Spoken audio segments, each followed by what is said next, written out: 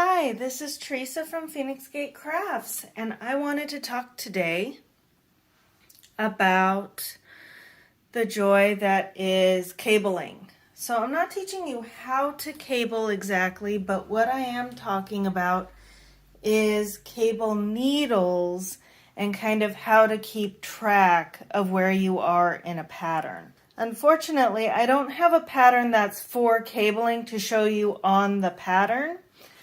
But I do have one that is for color work that pretty much works the same way.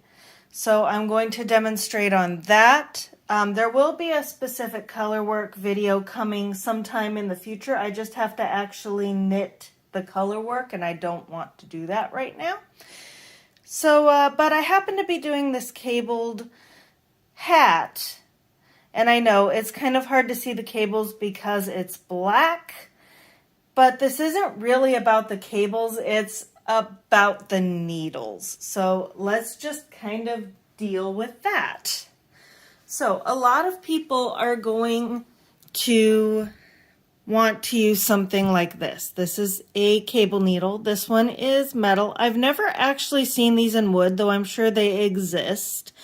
Probably are a lot more breakable, but they'll have some kind of a design. There's two different kinds. There's this kind which has this little curve here, but there's also a kind that looks like a candy cane where it comes up and then comes down again. Those may or may not work as well. You kind of have to put them on a certain way and then take them off a certain way. I do not like using these, however, at all. For one, unless you're using fingering weight, these are way too small. They're also, because they're made out of metal, they're very slippery. So if I'll just, okay, so I do apologize. I am really bad at knitting for you here. So you do a couple. And now I have to do a cable. This is not the cable I have to do, but it'll demonstrate it. So you get your stitches, you put them over here, and then you let them dangle. This might work for a moment, but the moment you're trying to do something else, there's a chance they're going to go sideways. I have a tendency of them dropping off. This is not a good spot ever to have them come off, and heaven help you if it drops down to where you have previous crosses. And then getting off of the needles is uncomfortable because the needle is too small. So I don't like these, and in fact I'm going to put these back because the whole thing I find just awkward. And a lot of people feel that way too. Not to mention, what do you do with these? I mean, you can stick them in the work when you're not working on them, but then they move as you move around, and it's just, forget that. Okay, so what I like is actually wooden DPNs, short wooden DPNs in the same size as the needles that I'm using, because wood grips, metal does not. Which is why typically when I'm being a tight knitter, like when I'm doing cables, I want metal, because then I'm able to just really easily slide my stuff. But I don't want the cable needle falling out, and having it the same size as the stitches I'm making means that they're going to be the right size throughout. And because it's wood, it tends to grip, especially when I'm doing complex things. Now this is the actual cable crossing I need to do, because look at this. I have one, I have two cable needles, I have to do 2 knit stitches,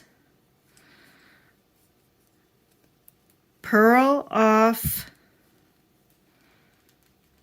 this one. And now what do I do with this? I could stick it in here, but now it's going to be just in the way of my wrists. So I just stick it back in my ball of yarn. Then I need to knit 2 more off of this. Yeah, this is a 5-stitch cable crossing. It is kind of difficult. And, whoops, that does still happen. But, ta-da! Stick that in there. And then I can do whatever I need to with 2 hands because I am being super tied up and upbeat about this. All right, and now I'm at my next one. So I just grab one of these. I can hold in front. And the cool thing is it tilts so it's out of my way.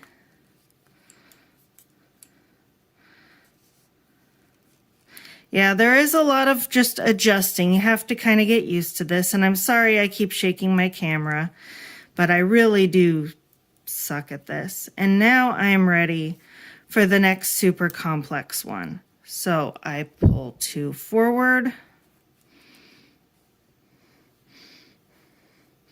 And I put 1 back, and they're both able to just kind of hang there. If I need to, I can kind of hold one end and there's still enough length to that this stitch is not going to be able to just slip off while I do, whoops, my knit 2.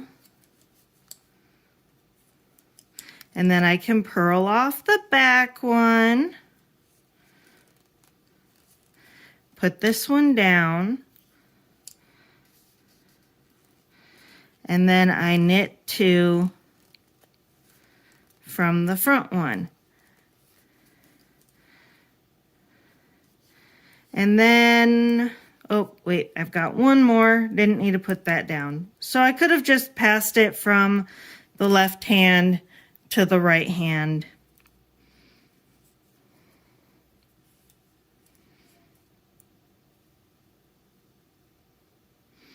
Somehow I wound up off.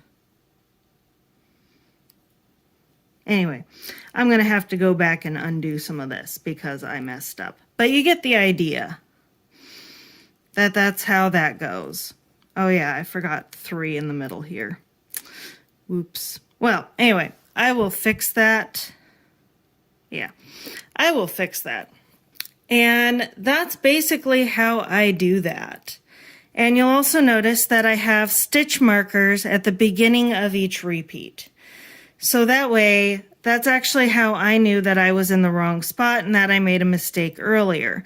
And because I made this mistake here, I know that this is the area right here between this stitch marker and where I'm at now. Somewhere in here I made a mistake. I'm pretty sure that the mistake happened right here. I didn't do 3 purl stitches in between before I did my first cable crossing over here. So now, because I can look at it and figure it out, I don't have to go all the way around to figure out where I made one little mistake. So anyway, that's how I keep my... Anyway, yeah, that's my big secret to being able to knit cables quickly and relatively easily. I have wooden short DPNs. These happen to be Chiaogoo. I got them in, somebody was getting rid of a bunch of knitting stuff, so that's how I got them, and I only have 2. But, you know, they come in sets. You can get any sets in any sizes that you typically do cables in. And they work with slippery yarn, and the stitch marker helps me keep my place. And yeah, I hope you found this helpful and useful, and happy crafting. Bye.